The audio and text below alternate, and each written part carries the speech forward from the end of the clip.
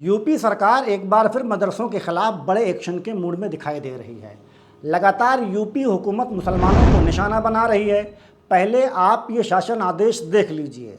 अगर आप ये वीडियो यूपी के किसी शहर से देख रहे हैं तो आपके डीएम कार्यालय से भी एक ऐसा आदेश जारी हो चुका होगा। अगर नहीं भी हुआ है तो हो जाएगा। इससे पहले कि हम इस पर गुफ्तगू करें, हम आपसे रिक्वेस्ट करते हैं कि हमारा यूट्यूब चैनल अगर अभी तक आपने सब्सक्राइब नहीं किया तो सब्सक्राइब कर लीजिए। हमारी अपनी वेबसाइट भी आ गई है जिसका डिस्क्रिप्शन में लिंक मौजूद है, आप वहां जाकर खबरों को विस्तार से पढ़ सकते हैं। आदेश अनुसार यूपी के सभी डीएम कार्यालय से गैर मंजूर शुदा मदरसों को बंद कराने का आदेश जारी किया जा चुका है। मतलब साफ है कि यूपी में मदरसों के खिलाफ एक बार फिर क्रैकडाउन होने वाला है। आदेश में कहा गया है कि सभी ज़िलों के गैर मंजूर शुदा तमाम मदरसों को बंद कर दिया जाए और वहां पढ़ रहे बच्चों को बेसिक शिक्षा द्वारा संचालित स्कूलों में दाखिल करा दिया जाए।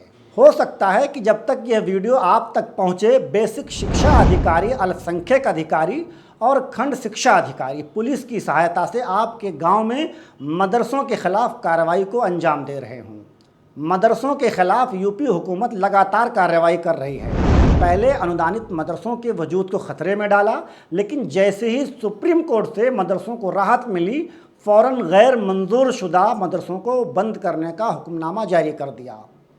अब सभी बेसिक शिक्षा अधिकारी और खंड शिक्षा अधिकारी को लोकल पुलिस की मदद से इन मदरसों को 3 दिन के अंदर बंद कराना है और वहां पढ़ रहे सभी बच्चों को बेसिक शिक्षा द्वारा संचालित स्कूलों में दाखिल कराना है।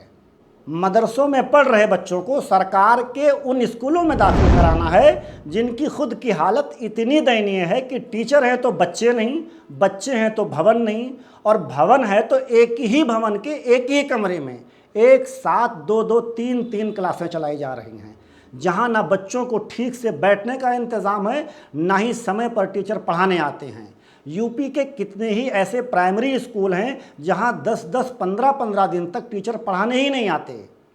टीचर पढ़ाने आ भी जाए तो विभाग 6-6 महीनों तक किताबें मुहैया करा पाने में असफल रहता है।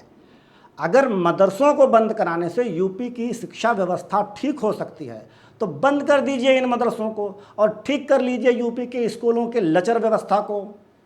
अव्वल तो यूपी का एजुकेशन मशीनरी ठीक से काम नहीं करती, दूसरे अगर कोई पढ़ा भी रहा है तो उसे मंजूरी के नाम पर बंद कर देना, ये कौन सा कानून है?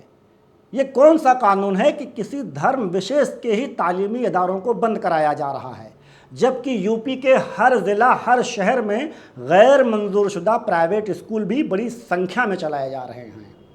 खुद मैं कई ऐसे प्राइवेट स्कूलों को जानता हूं जो बिना किसी मंजूरी के चल रहे हैं, जिनकी कहीं से कोई मान्यता नहीं है। अगर बंद ही करना है तो सबको बंद कर दीजिए, किसी एक समुदाय के साथ ही ये अन्याय क्यों? जहां तक मान्यता की बात है तो मान्यता ना होने की सूरत में बंद कराने की क्या ज़रूरत है?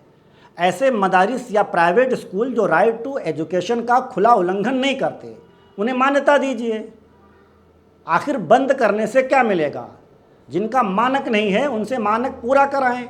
इस तरह किसी एक समुदाय और उसके तालीमी इदारों को निशाना बनाना या टारगेट करना, यह दर्शाता है कि हुकूमत की नीयत ठीक नहीं है। वो जानबूझकर एक ऐसे समुदाय को टारगेट कर रही है जिससे पोलराइजेशन को बढ़ावा मिल सके। आखिर मुसलमानों के तालीमी इदारों से ही इतनी दुश्मनी क्यों? क्या आर्टिकल 25 और 28 के तहत मुसलमानों को धार्मिक आज़ादी नहीं हासिल है? क्या इस मुल्क में अब भगवत गीता और भविष्य पुराण ही पढ़ा जाएगा और पढ़ाया जाएगा? यहाँ मुसलमानों की भी रिस्पॉन्सिबिलिटी बनती है कि मुसलमानों के ख़िलाफ़ इतना बड़ा अन्याय हो रहा है और मुसलमानों के तमाम सियासी मजहबी रहनुमा खामोश हैं। ख़ासकर सियासी गलियारों में भयानक सन्नाटा है। 2022 के चुनाव के बाद अखिलेश यादव का असली चेहरा देख लेने के बाद भी मुसलमानों ने इंडिया अलायंस को जिताने में कोई कसर नहीं छोड़ी। 2022 असेंबली इलेक्शन के बाद अखिलेश यादव और दूसरे तमाम नामनहाद सेकुलर नेता मुसलमानों की आवाज़ नहीं बने, फिर भी मुसलमानों ने 2024 में उसी इंडिया अलायंस को दोबारा वोट किया। अब 2024 के पार्लिमानी इलेक्शन के बाद भी मुसलमानों के वो तमाम मसीहा खामोश तमाशा देख रहे हैं। इसलिए मुसलमानों को अपने खिलाफ हो रहे अन्याय पर शोर करने से ज़्यादा अपने सियासी शोर पर मातम करना चाहिए।